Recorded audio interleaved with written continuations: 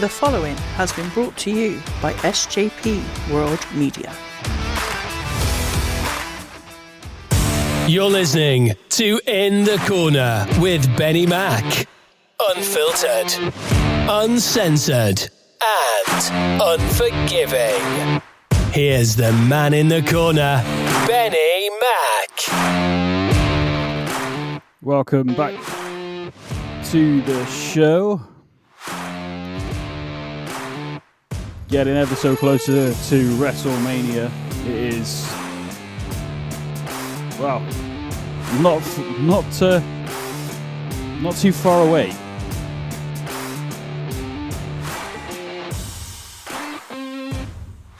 It will be literally 2 weeks this Saturday, and it will be WrestleMania, ladies and gents, the first night. And then on April 2nd, Cody Rhodes is going to be taking on Roman Reigns for the WWE Undisputed Universal Championship.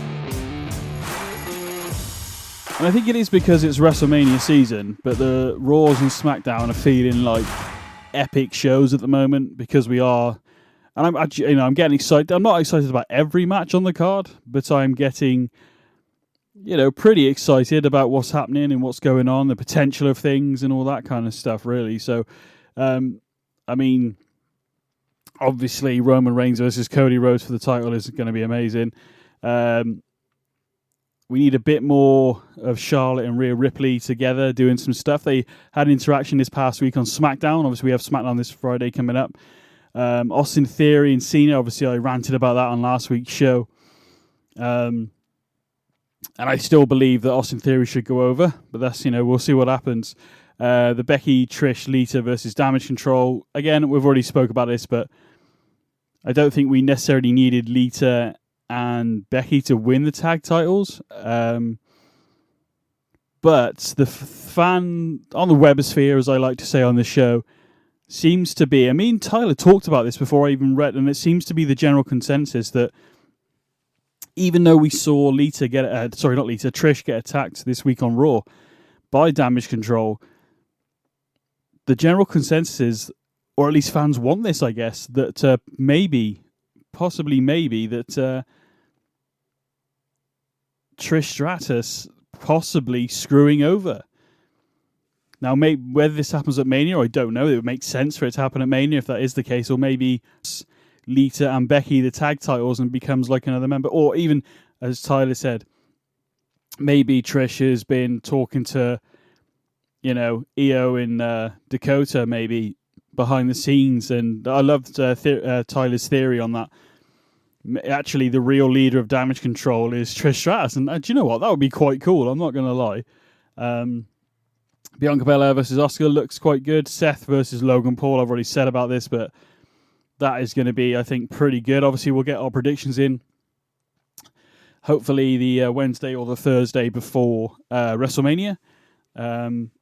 But yeah, let me know if there's any matches you're looking forward to, not looking forward to, at In the Corner WWE on Twitter, as per usual. And I want to thank you, everybody, for listening for one, and also bearing with me, because, the way things are at the moment, it's been a bit of a struggle getting the show out on a Wednesday, hence why it's out today on a Thursday. But I'm going to try and stick to that day as best I can. Worst case scenario, it might have to be moved to a Thursday, but just follow the socials for that and SJP World Media on Twitter. I want to do a little plug here as well. Waiting Room is back on SJP World Media. Obviously, some of you may notice that the show had loads of episodes come out in September.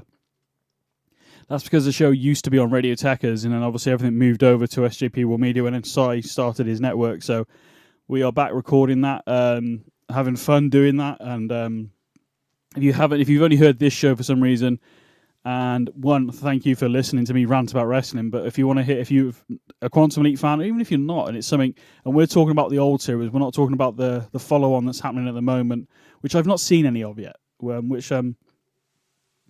Maybe once we're done reviewing the 90-odd episodes of Quantum Leap from the original run, then maybe we'll talk about the new one. By the time we get there, they might be in like season 2 or 3. But, whether we like it or not, and how we can compare it to the old one. But yeah, obviously so many other shows on the SJP World Media.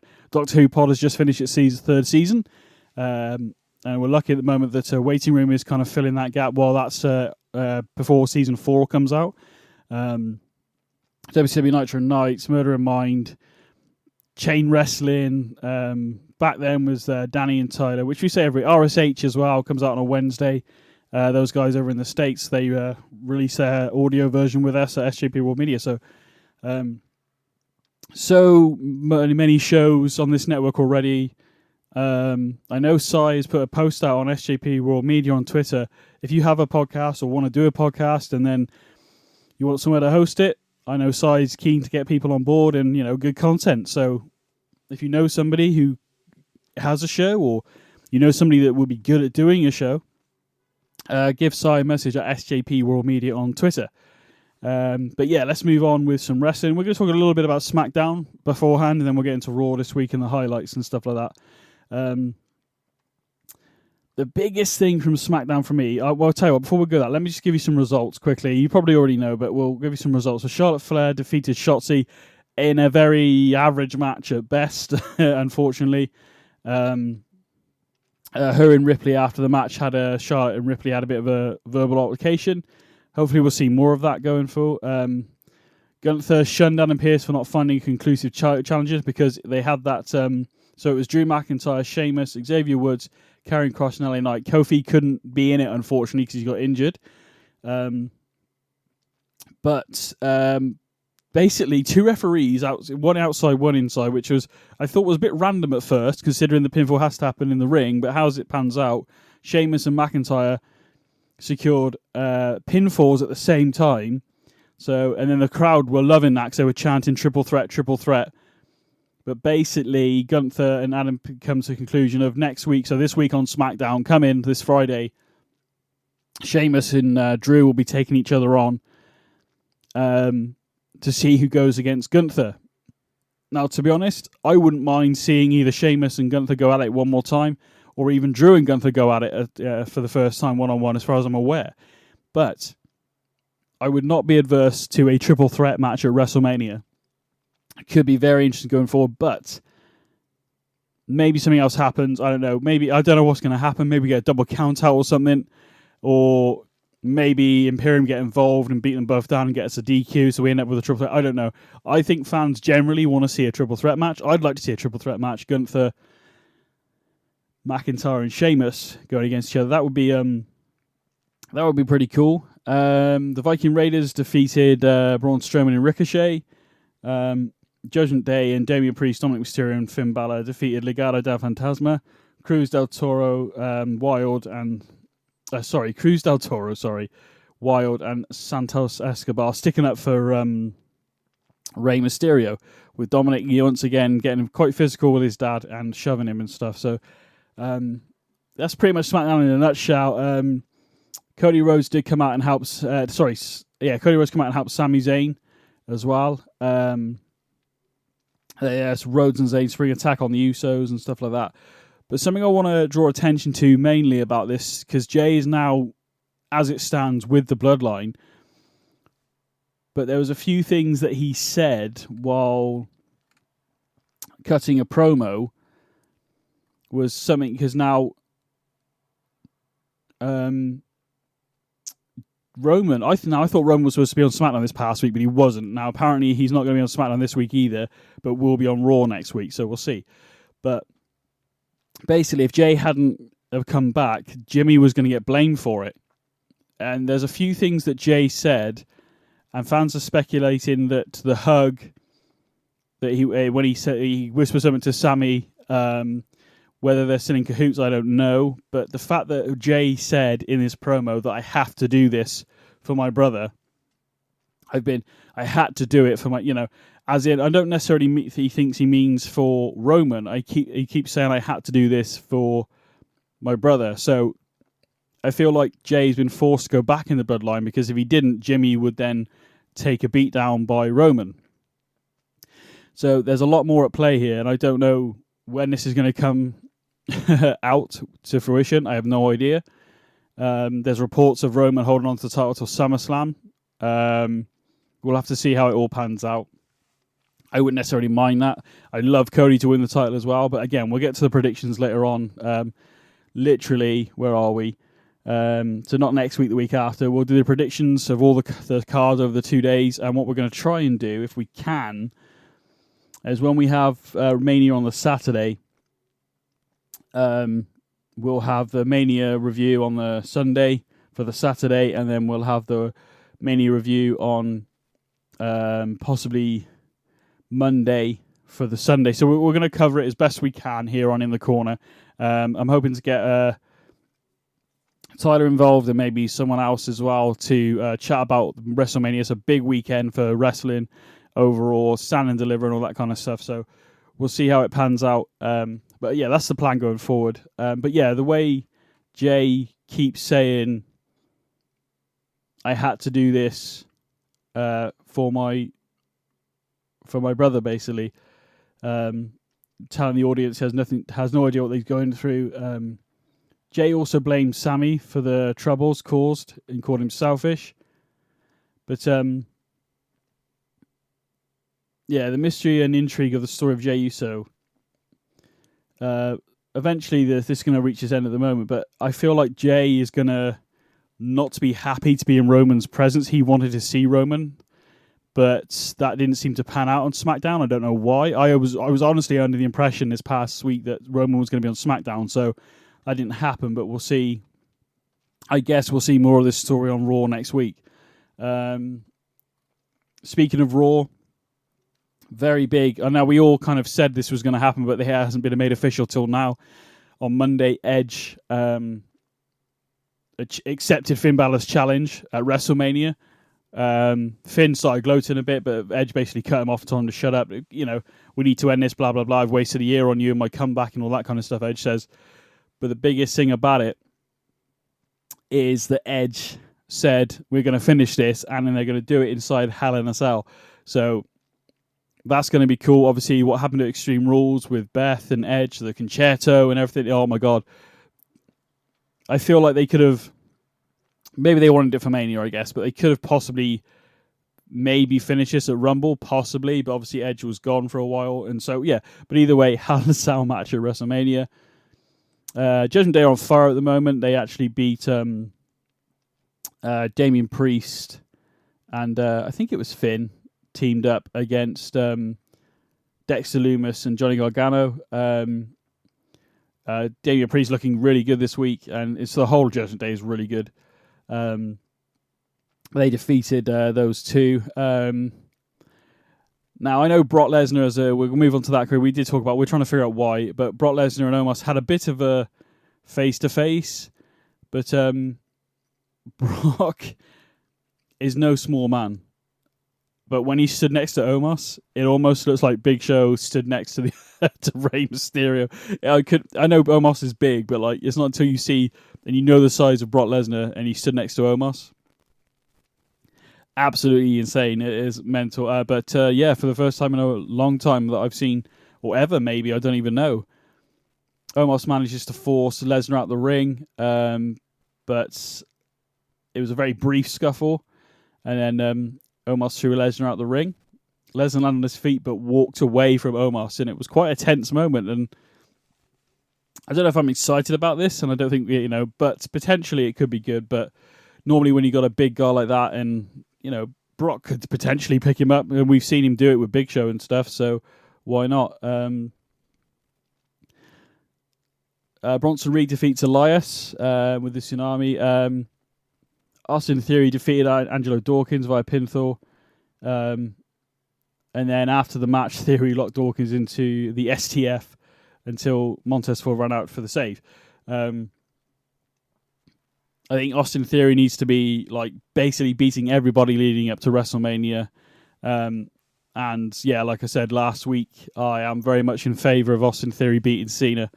Now, Cena would, if Cena beats Theory at Mania, he would beat Ric Flair's record for holding the United States Championship.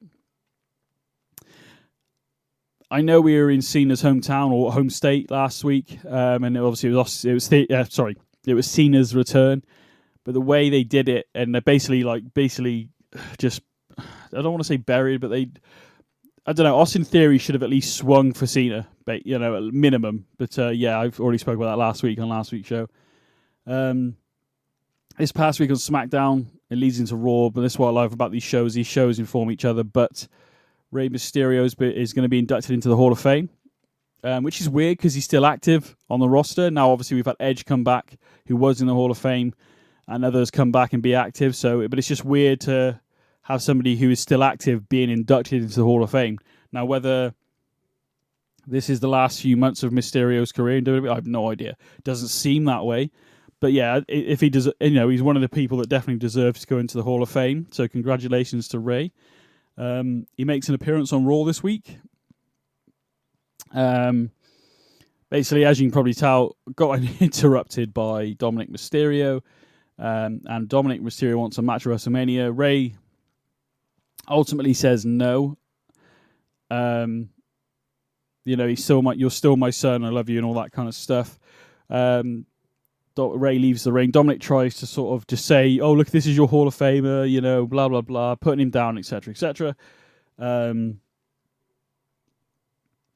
basically, ultimately, Rey walks away. But I feel like this is going to happen at Mania. We're just building this up a bit more. We need a bit more, I don't know, anger or something from Dom. Possibly something that really pushes Rey over the edge to accept this match. And we haven't quite got there yet. But the response that Dominic Mysterio gets is really good in a sense of heel, and people hate him and booing him and all that kind of stuff. So eventually, I feel like this is going to happen at Mania, with Rey going into the Hall of Fame as well. Maybe it doesn't get added till the last minute. Maybe after Rey does his speech and accepts his thing, maybe Dominic does something at the Hall of Fame. Because that would be slightly different, wouldn't it? But it's a celebration night, so I don't know. We'll see. Seth Rollins was in action. He defeated Baron Corbin. The Miz interrupted after the match came about after Miz interrupted Rollins, backstage interview, and Corbin showed up with a petition to both to sign to get on WrestleMania.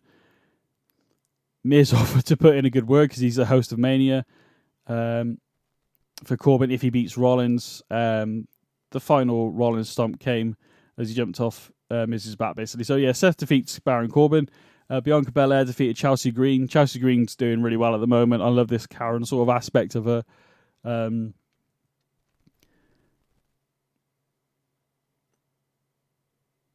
But, yeah. It's interesting to see where this Chelsea Green Carmella relationship could go, because they're both sort of like that sort of character where they're different enough, but they're almost like this irritating voice and not just like, oh, I'm beautiful and all this kind of stuff. So it's going to be interesting, basically, is what I'm getting at. But we have Asuka saving Belair again. Now, these are WrestleMania opponents. How much longer are we going to see that? When are we going to see Asuka take on Belair? I know it's going to be at Mania, but how much longer can she keep saving her opponent? But she wants the best, I guess, so she can beat Belair, who's been champ since last WrestleMania, basically. So going to be interesting. Unfortunately, Kevin Owens falls victim to the Bloodline. Solo Sikoa defeated Kevin Owens in a street fight, but with help from his brothers, the Usos. Sikoa actually lured Kevin Owens backstage. Kevin Owens comes on through the curtain, gets super kicked by the Uso twins, and basically, beat Kevin Owens down. But there were some cool moments in this match. Kevin Owens set one of his contraptions again, a load of chairs in the ring. As per usual, KO falls victim to his own build, basically. That's pretty much it. So much stuff going on at the moment leading up to WrestleMania. Obviously, short and sweet with the show today. But it's making me more and more excited for WrestleMania. Every match is going to be good? I don't think so, but, we're getting there. But with weeks to go until Mania, I think in terms of these shows, especially Raw, they've continued to build a card. Possibly more alterations and match teasers, new pairings and all that kind of stuff. So as I said about the Brock Lesnar and Omos thing last week, basically, we still have a couple of weeks left to get these things built up. So by the time we get there, hopefully we're going to be excited because it's WrestleMania. But I mean, as I said at the top, there's some really good matches. I can't believe I'm saying this, but like Seth Rollins versus Logan Paul has the potential to be one of the matches of whichever night it's on. What's going to be interesting next week is to see... Oh, something I missed out. I beg your pardon. Cody Rhodes defeated LA Knight in a really good match. That was one of my favourite matches on the night out of the night, to be honest with you. I like Austin Theory going over and looking more like a threat, basically. But Cody Rhodes defeated LA Knight. And then after that, Cody Rhodes gave an absolute amazing sort of promo at the end. And you need to see it. That's all I can say. I can't do it justice, basically. But Cody Rhodes gave a great promo, and ending with Roman Reigns, you want me to acknowledge you, you need to acknowledge me, basically. Whether Rhodes will acknowledge Roman Reigns next week because he's going to be there. There's obviously the Jay thing going on with the Bloodline, which is still the main story. No Sami Zayn this week. But again, we got SmackDown coming up. Kevin Owens took a beat down from Jay, Jimmy, and Solo after the street fight. So does that mean Sami or KO may be rethinking his offer of help from Sami? We'll get there. I don't know. Like I said last week, no matter how this goes going forward, I'm excited about WrestleMania. The shows are really good. SmackDown, I can't wait for. I'll be watching that Saturday morning, even though it's on Friday night. I'm not staying up for 1 a.m. I'm going to watch it Saturday morning, and hopefully it will be an excellent show. Thank you very much for listening to the podcast. This is Benny Mac. Short and sweet. Those are your highlights. We have still got so much more to come before WrestleMania. But keep it locked to SJP World Media, and I'll see you again next Wednesday for some more In the Corner.